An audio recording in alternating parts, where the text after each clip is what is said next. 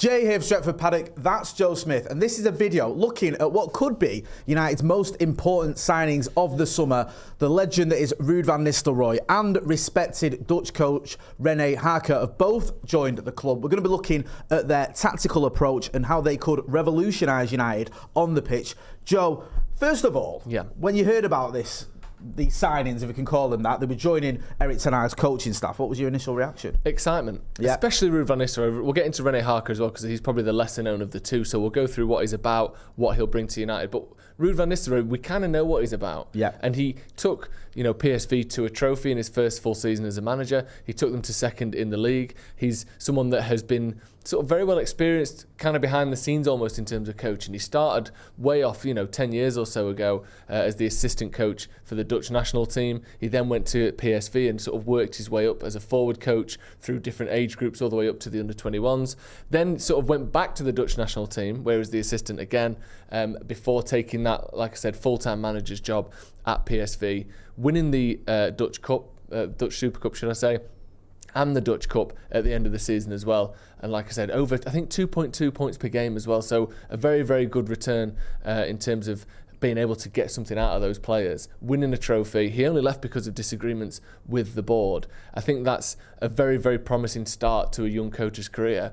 And we know that he was approached for the Burnley job. We know that he's someone that's had other job offers as a head coach around Europe. And the fact that we've been able to get him in, and we're going to look at what exactly he will bring to United and to Ten Hag's coaching setup. But for me, he's a Man United legend. He's the best finisher I've ever seen at Manchester United. One of the best finishers I've ever seen anywhere. And he's tactically very, very promising. It's a brilliant signing. It's something that's so exciting and so important. And you look at certain players like Højlund and Rashford and, just anyone who wants that drive and the intensity that a top footballer brings whilst being a club legend and a fantastic coach. It ticks so many boxes, this. I absolutely love it. I just wanted to ask you a little bit more about his coaching career as well, because I agree with you, he's probably the best finisher I've ever seen, arguably the best striker I've ever seen at Manchester United. But I'm always a little bit wary of just focusing on someone because they're a playing legend. Because Brian Robson's probably the greatest midfielder I've ever seen, if not Roy Keane. And both of those flattered to deceiving management. You can pick out lots of different players that haven't quite done it. Obviously, Ruud Van Nistelrooy, phenomenal player. But also, when it comes to his coaching, he has had a lot of success, as you just said there. Why do you think he's coming to United then as a coach? Why is he happy to do that? Because despite the fact that United are a much bigger club than Burnley, being a manager somewhere, a Premier League manager as well, it's got to be a Championship manager, it's got to be a bit of an enticing offer. I think there's two reasons. I think one is coming to Manchester United, not just because of his connections to the club, but just the stature of the club, is always going to give you good opportunities afterwards. We've seen that in the past. I also think the landscape of football management is changing, especially in England. This thing that we used to see a lot in Europe that we are now seeing in England, where a number two will often take over as number one.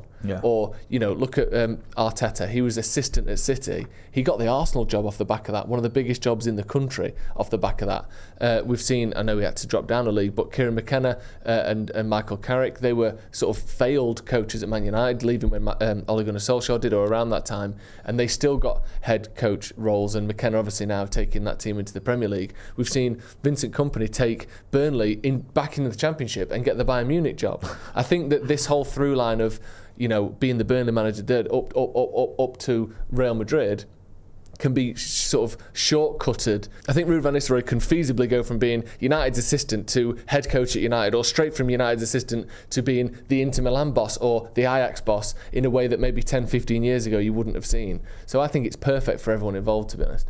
In terms of his style then, his tactical approach and his style, what does a Ruud Van Nistelrooy team look like, and what can we expect to see on the pitch when it comes to his influence? I mean, very Dutch. Right, okay. And that sort of has its you kind of would expect a Dutch player, coach coming to join another Dutch manager. Yeah, you're looking at a 4-2-3-1/4-3-3 really, which is obviously very famously Dutch, but he's someone that looks to play with good width, and he gets his fullbacks involved in that. So you'll have a fullback from the attacking side joining the attack, often pushing those wingers inside with a fullback overlapping. Then what you'll often see with him as well is the opposite fullback to where you're attacking, tuck in to make a back three. So this is in possession during build-up. He likes to play through the middle of the pitch, through number 6s and number 10s. And I think, obviously, we're looking at Ugarte. Bruno Fernandes is United's best player, as far as I'm concerned. And he likes to play this sort of number 9, almost next to the number 10 or the number 10 just behind. So this kind of false 9 role that we saw Bruno play in the cup final, that we've seen him play in other games as well, could become a regular thing, even with a striker in front of him. He really likes his number 10 to push right up the pitch. United have had a bit of an issue creating chances over the last season. Last two seasons, it's fair to say. Last 10 seasons, if we're honest. How can Ruud Van Nistelrooy help with that? Yeah, it's something called the up, back and through method, which sounds like an old sort of 70s infomercial about back and through. This how sounds to like put your some jeans sort of shaving technique. But basically, it means that you play the ball up to the attackers. Okay. They then play that back to the midfielders or attacking midfielders, and then you play the ball through to the runners that have, either from the wing or the other attackers in there. So it's up to the attackers, back, and then through the lines into your attacking players. Fantastic. Which is, people have been doing this for years, but getting this in a way that's sort of well drilled, rehearsed, and making sure people do the right thing is what modern coaches are all about. He likes to play wide and a lot of crosses into the box as well. So it's not all just sort of high pressing and playing balls through the lines. It's crossing into the box, headers, a lot of goals scored from the crossing and wide areas. So it's the sort of thing that United struggle with. Garnacho and Rashford, neither of them are sort of crossing wingers, are they? No. They're not looking to whip the ball onto their striker's head or even sort of slide it onto their striker's feet. But we did see, like I said, in the cup final, Garnacho getting his head up and sliding it into Bruno Fernandes before giving the ball to Mainu for that second goal. That's something that I think we're trying to bring in anyway. And I think obviously with Ruud Van Nistelrooy having his own thoughts on that and being so effective with it at PSV, he's going to bring that, and that's going to be really helpful to United personally.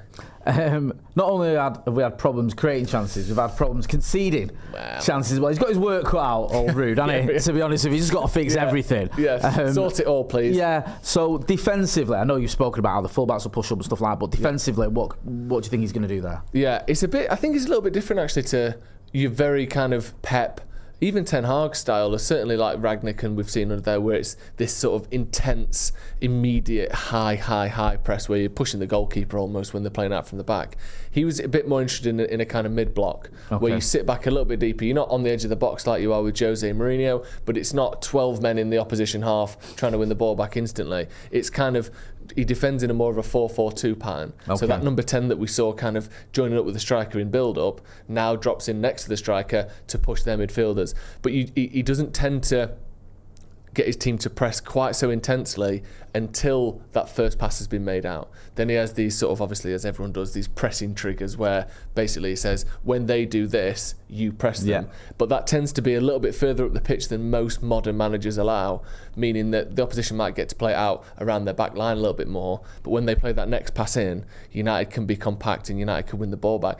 I think that, obviously he's not just going to come in and imprint every single one of his tactics on Manchester United. It's going to be funneled and it's going to be guided by Wilcox and by Ten Hag in particular. But I do think that having a different idea that sometimes we've seen in the past when we've not had particularly athletic midfielders in there, Casemiro for instance, trying to play this high block when the defence is sitting back, that gap has been massive all season, as we know. So maybe if they do consider, actually, instead of pushing everyone really high up, we actually drop everyone a little bit further back, close the gap that way. So keep your defence where it was, but instead of leaving a gap in the middle, you bring your attackers in your midfield back. Maybe that can be a way to counter that. So we're still closing the gap like we all can see we need to do, but sort of the opposite way to the way a lot of people are thinking. And obviously we'll have to see, and it's not just going to be Ruud Van Nistelrooy's team. But maybe that'll be something you can bring in and they can try out instead of this real hyper-modern, everyone on top of the opposition all the time. Take a little bit of a step back, and as they sort of get to the halfway line, that's when you really press. Everything you've said there makes sense. His achievements as a coach, the tactics that he can hopefully influence, his tactical approach. I'm curious about him almost as a person, as a coach, because we all remember Ruud Van Nistelrooy, the player, and I certainly do, and I loved him, but he left United under a bit of a cloud. He fell out with Cristiano Ronaldo, eventually fell out with Fergie. I think he had issues with the Dutch team at one point. He has had a little bit of a reputation of being a bit prickly and falling out with people, and we've had these reports that the managerial setup at United has been like bad cop with Ten Hag and some of his assistants. Are we going to add another bad cop into the mix here? Is he that kind of guy who's going to use the stick rather than the carrot with players? We might be. Genuinely, that could be an issue. It's almost like that, how I've hurt my hand and you punch someone in the face so they forget how much the hand hurts. We may be going down that bad cop, worse cop. No, it is. To be honest, that would be my one concern with him. Is that he's been known reputationally as a player and as a coach to not put up with any shit.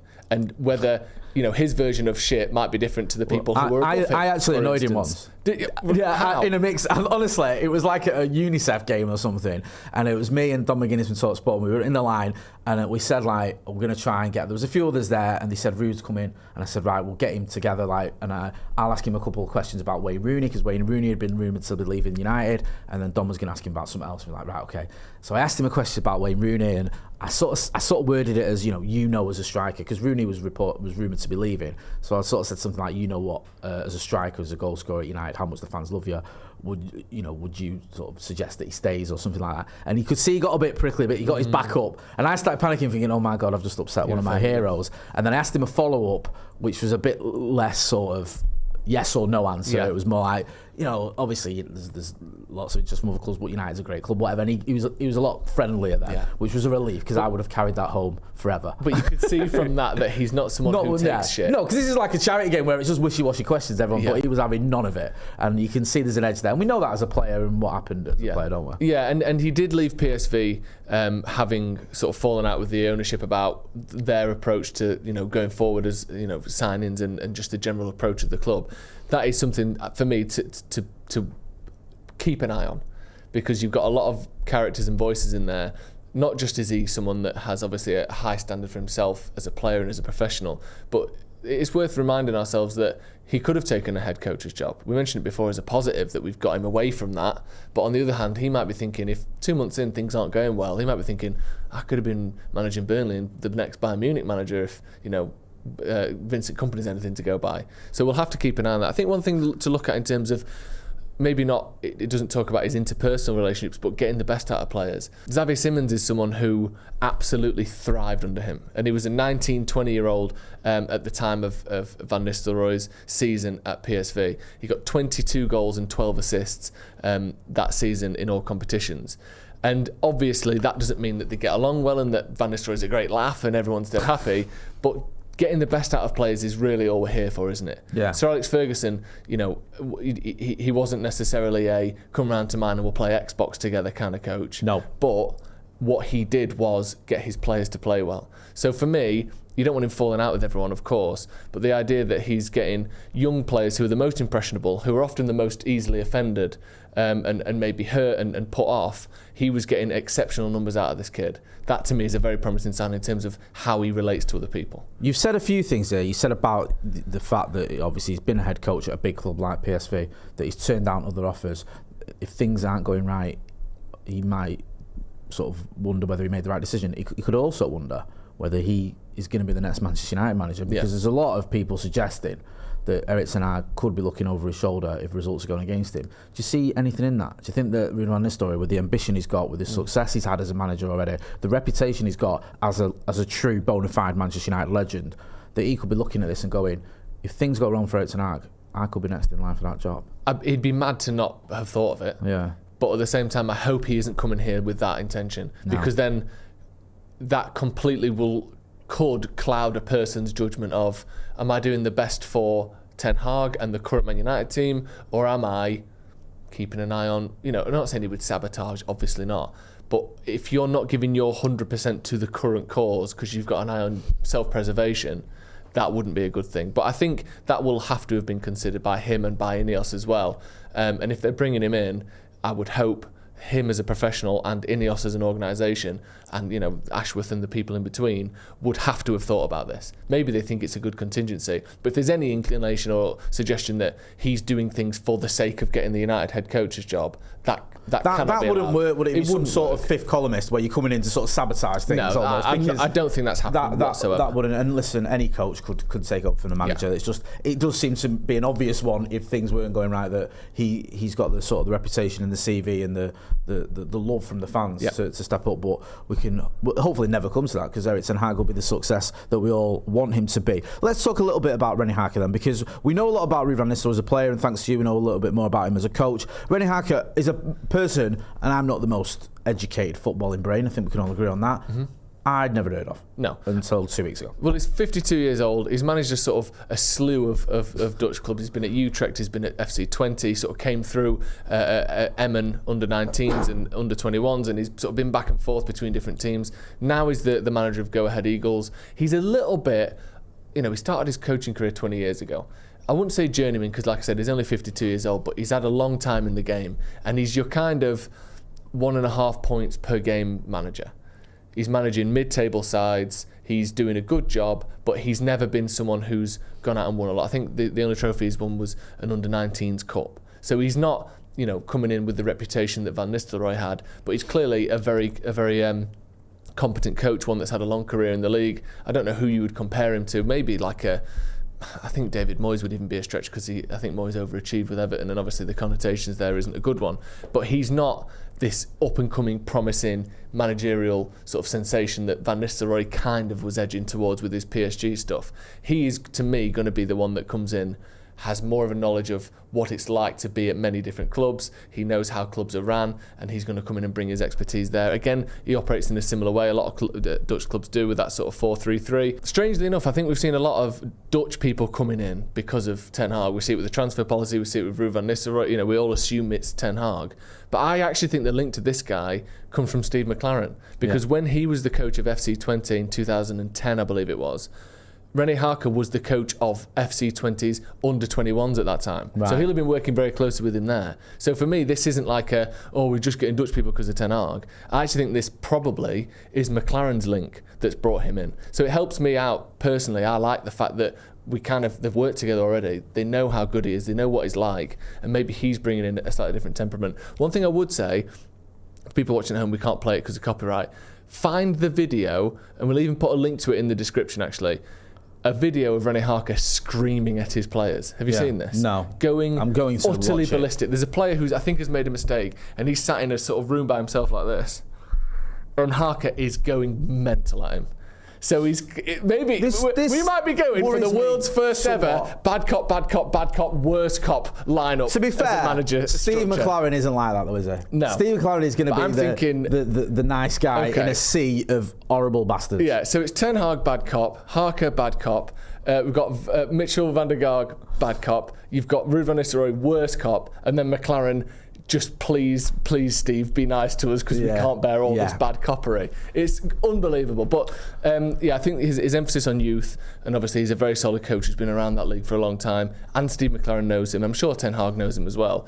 That's pretty much why he's got the job. It's quite interesting for me as well. I know this sounds like almost irrelevant, but United have brought in people who have that little bit of experience, and it's all like a similar age. Like Dan Ashworth, I think he's in his early 50s. He's been around for quite about 20 odd years, working his way up, progressing. You've got Ten Hag's in his mid 50s, I think now, but he's another one who's progressed. You've seen him work his way up. Rene Hake is another one who's worked his way up. Yes, you've got your Ruud Van Nistelrooy and people like that who've just sort of been an amazing player and smashed that way. But you've also got this almost pedigree when you're bringing in people now.